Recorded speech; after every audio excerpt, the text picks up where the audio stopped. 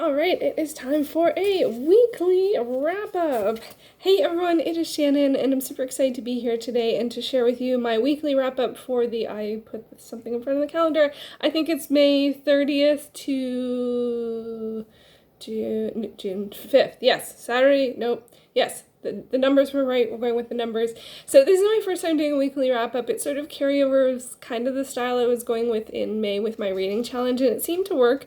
Although this week it feels a little less structured because I had less structure in my reading. So I'm going to first share the books that I finished, and then I will share the books that I made progress on. I will leave the books I started to my TBR video, which will go up tomorrow, because I started a bunch of new books but didn't finish any, so we're just gonna include them with my TBR because that's what I decided. I always need some structure, and that's what I decided. So we're gonna start with the finishes and then go to the stuff that I made progress on but I didn't finish, and I have of course some of each.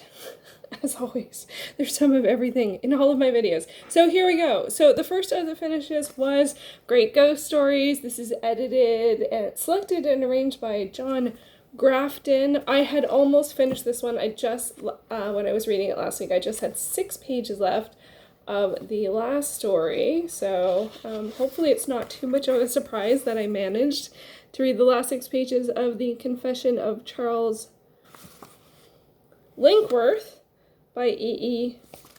Benson. It's actually quite an interesting story. I think it's part of the public domain. If it is, I will link it down below. A lot of the stories, I think probably all of the stories in this are, because it's a Dover Thrift edition, and a lot of their editions are public domain works. It had a bit of a different tone to it, also because the title, The Confession, like you have a sense of where it's going. But I appreciate it, especially since I don't read a lot of horror, but I watch a lot of horror movies, and so I know a fair amount of horror stories. So anytime I find something that has a bit of a different take or tone, and this one it was a bit more of a different tone.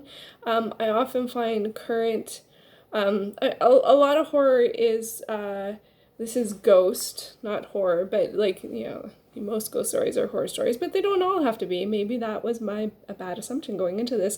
But a lot of them, especially current day horror, is there's a sort of reveling in the sort of picking off of people, or that if someone did something bad, that it's okay for there to be vengeance kind of stuff, which is so not my bag. I just not really a fan of that style. So I appreciate when I see something a little bit different than that. And I do, if I recall correctly, I think that last one, and I thought it was scary. Not all of these were, to me. I found it was scary. There was great tension. It was a bit longer. That might have helped because there was some repetition, which is always good for tension, especially in horror, because there's anticipation and is something going to happen? Is it not going to happen? And so that often is a good structure for creating tension like that. So anyway, I enjoyed it, and I did enjoy the collection overall. I forgot to tally up which there were a couple that were a little like, but the majority of them were actually really good, which is a good reminder that, hey, guess what? I actually liked a collection.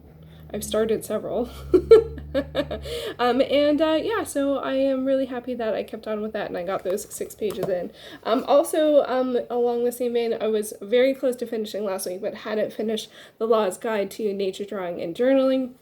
This is another one that was one of my picks from last week, and I had 37 pages left, and I was just like, of course, I'm going to finish this. Actually, both of these I finished in May, but still, that's part of this past week. This week was awkward because it was a little bit of each month and I was kind of not sure what to do. Anyway, I did quite enjoy this. I enjoyed the whole thing. Like I've talked about this a lot, and how much I enjoy the everything about it, just the practical side of things on how to make something look like this or how to draw this kind of bird, but also the sort of like, what to think about when you're drawing, how to capture something in a short period of time, what to consider about your conditions in terms of like what to bring with you and stuff like that, and all of those things. So it's a really great guide, and I really enjoyed it, and I look forward to rereading it. And there's also actually a fair amount of other works by the author on Scribd as well, so I probably will read more and most definitely will look back and refer to this one. So that's one of the things I would like to do. Also finished, wow, just keep on going with the finishes. I also finished There'll Be Peace When You Are Done.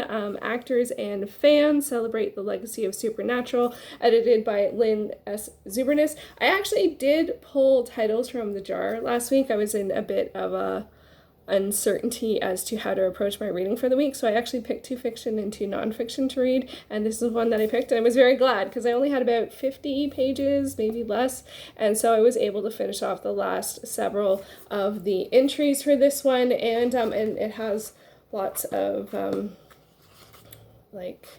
there's lots of photographs throughout the whole book, as well as there's a whole section of photographs in the center of the book as well. And so yeah, the only awkward thing, well, one of the awkward things about this one is that it was published right around the time Supernatural would have ended, but because of COVID it was pushed from the spring to the fall. So there are some entries that are talking about when it will end, and that has changed, but that's no big deal because you know that, because we've all now lived through the fact that it it changed a lot of timelines, shall we say. And yeah, and I continue to enjoy this. I have the same sort of reaction I did as to the other book that I read that by the same editor, Family Don't End in Blood, is that for me one of the weird things about this is I've never actually been part of the fandom. So I've never been part of the Supernatural family. I've never gone to a convention, and a lot of people talk about that. It's actually, in a lot of ways, it's a bit more of a focus in the book than the show.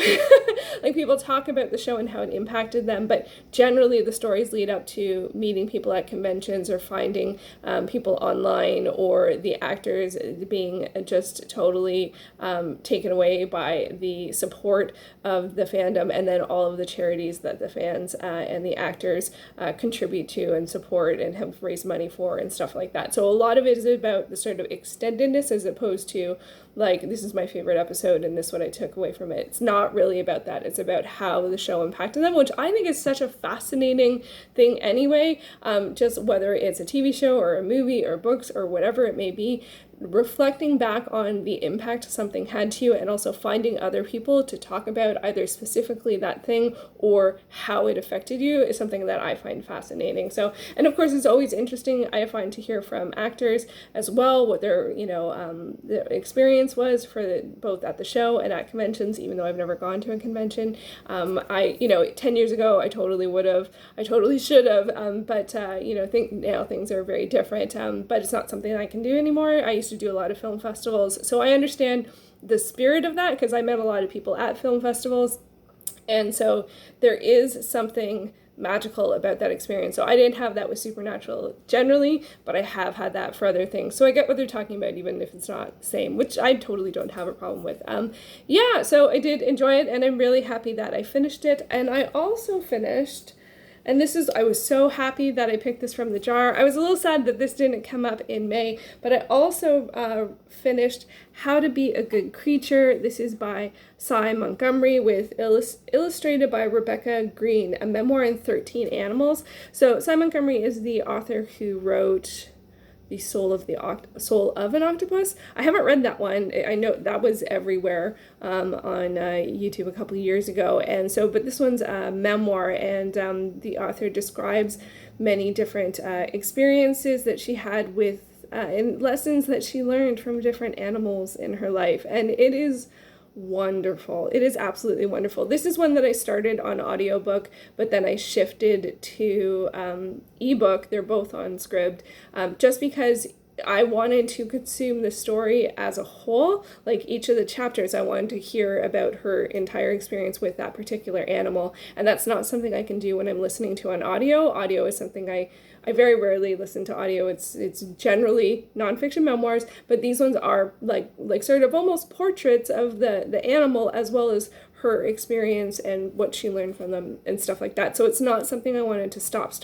It's actually a very fast read. I think it's 165 pages in ebook with illustrations. I wasn't even halfway done, and I flew through this. I actually finished this too quickly because I assumed, because it was a memoir in 13 creatures, or animals. Does she use animals? How to be a good creature. You're the creature. She's the creature. A memoir in 13 animals.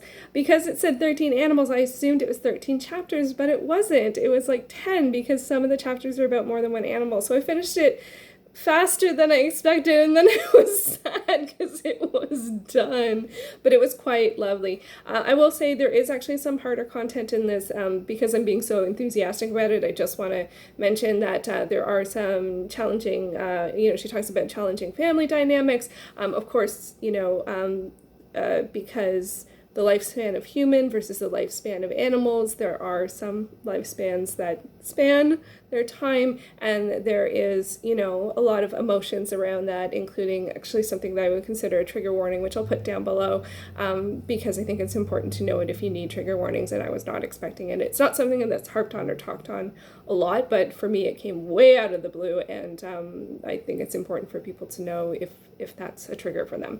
So yeah, so but I love this. This was a joy to read. It's one that again was over too fast, and but the author has lots of other work, so there is more to enjoy out there. So those are the 4 that I finished, and then I did also continue on 4 different titles, and from the jars I picked Les Miserables by Victor Hugo 2 weeks in a row. What are the chances?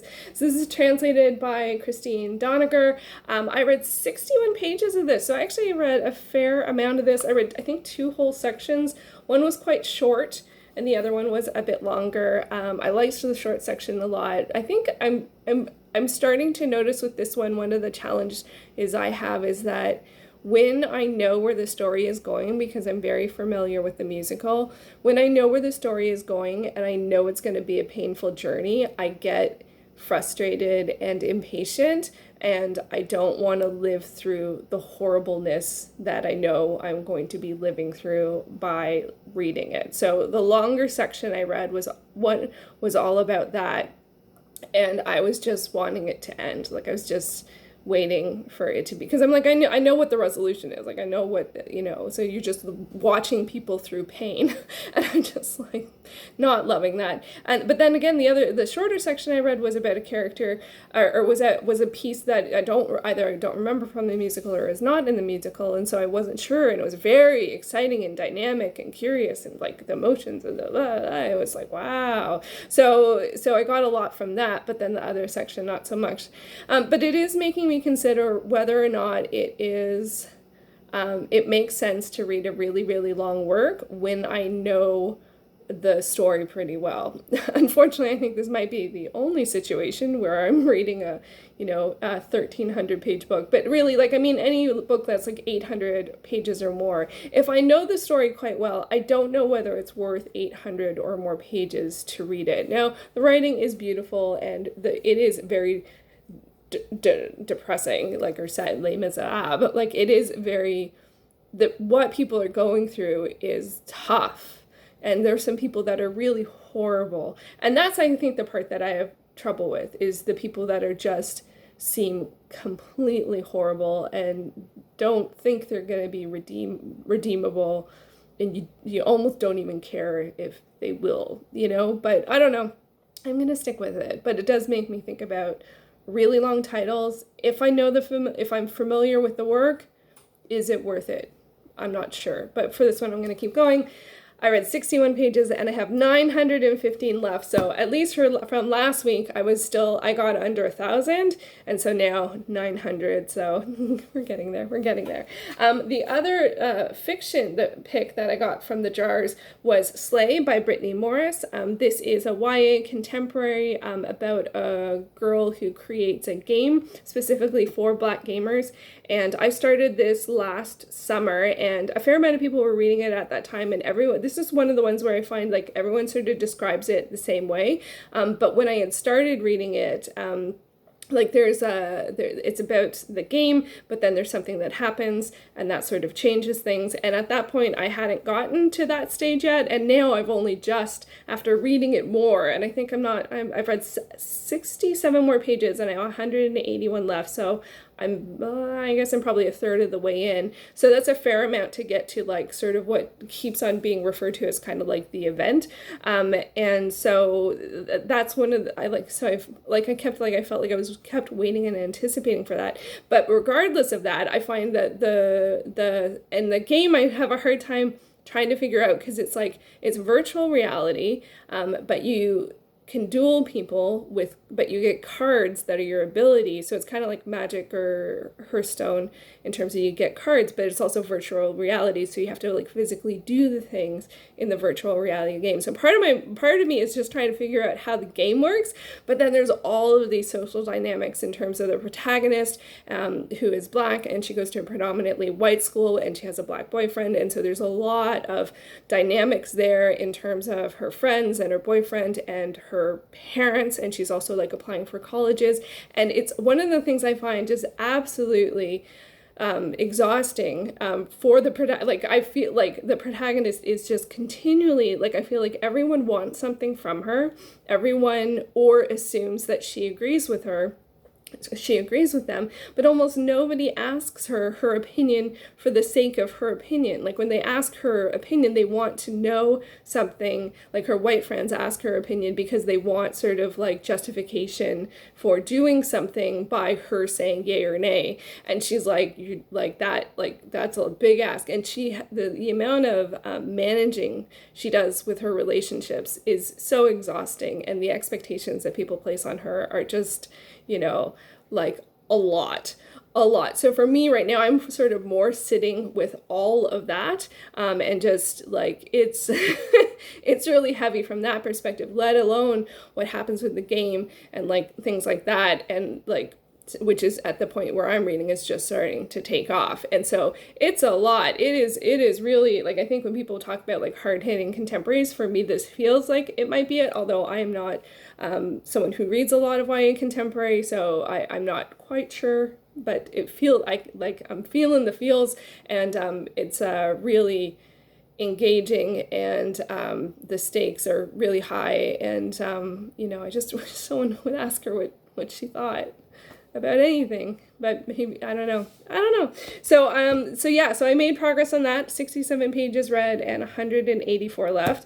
And then I read a little bit of two more books, and that includes Essential Art History by Paul Duro and Michael Greenhalgh. This one did come up in May, and I decided to pick this up because I finished both of my nonfiction titles. I finished There'll Be Peace When You Are Done, also The Lost Guide to Nature, Drawing, and Journaling, and also How to Be a Good Creature, and I realized I like having a nonfiction work on the go. Because this is a lexicon, there is no required continuity, so it was the perfect one to pick up. I just read 8 pages, but I just needed something near the end of the week to just sort of keep the nonfiction going, so that was actually awesome. And I got through exhibition, expression.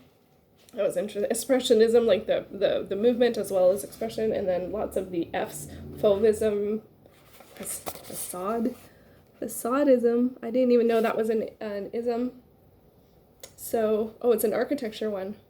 Shorthand for a type of style, or equally an approach directed at architects whose interest in architecture seems limited to the construction of facades, or who neglect to provide any coherence between the facade and what lies behind. Oh, I don't know if that makes it a movement or a style. It says it's a shorthand for a style, so not a movement, but a style. So facadism, there we go. We all learned. So this is great just to get some more pages in, and also to remember, hey, if I just need a little nonfiction, this is a good one to pick up. And then lastly, because we are now in a new week and the readathon has started, I did start up Her Gallant Captain at Waterloo by Diane Gaston. This is a Harlequin historical, and I'm reading this for one. It's a carryover from my currently reading, and it is the Categorically Romance Readathon. It runs from June 5th to June, my goodness, is it the 20th?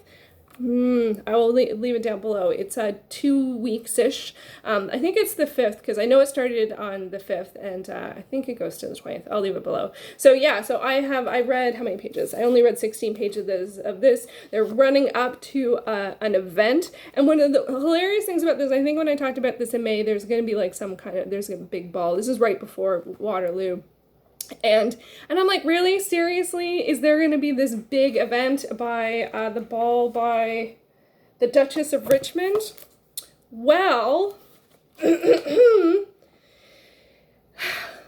during breakfast, it was said that Wellington had been at a ball held in Brussels by the Duchess of Richmond. Page 294 of Les Miserables. So, yeah, apparently there was. So I was all like, as if people would have time to do this before. Well, apparently there was a ball, so who am I to say? So I'm just before, the ball hasn't happened, but it's very close. It's very close. It's about to. It's going to be the next chapter, I imagine. I can't imagine what would happen between, like, it's really at that moment. So I'm looking forward to that. I read 16 pages and I have 132 left. I do anticipate finishing this in the upcoming week because it is the romance, categorically romance readathon, and this is going to be the first book that I work on. So there you go. There is my wrap up for this week. Let me know how you felt about this style. It is a bit different than what I've been doing before, and I'm trying to find my feet. It felt okay, so doing the finishes and then the currently reading. I don't know if saying the amount of pages and the amount of pages left is interesting, helpful, or anything like that, but it was sort of what I was doing in May, and so I thought I would try it out. I can't remember. Oh, I did write in my journal. I think I did write how many pages. I have it here. Yeah, so for the pages that of the books I was currently reading, I read 363 pages, and then out of the new books I read, which I'll talk about in my TBR video, I read 388 pages. So it was about this, it was similar. It was 25 pages difference from each other, so that's pretty good. And overall, well, it wasn't 500 pages am I currently reading, but that wasn't my goal. I am floundering a little bit, not having a goal, a numeric goal, a something goal, but I'll talk about that more in my my TBR, because I don't want to flounder, but I probably will. I am. I literally am. I'm feeling very disjointed in terms of like how to make my TBR, and I want to simplify. I don't want to be thinking about it a lot. I just want to be doing it. So hopefully I came up with something that works. This felt good. Last week I just picked from the jars and then read a little bit from some stuff that was caught my eye and some June reads, and that seemed to be okay. So hopefully it'll all be good. So, all right, there you go. That is how my week went. I will be back tomorrow with my TBR for the week. Thank you so much for watching.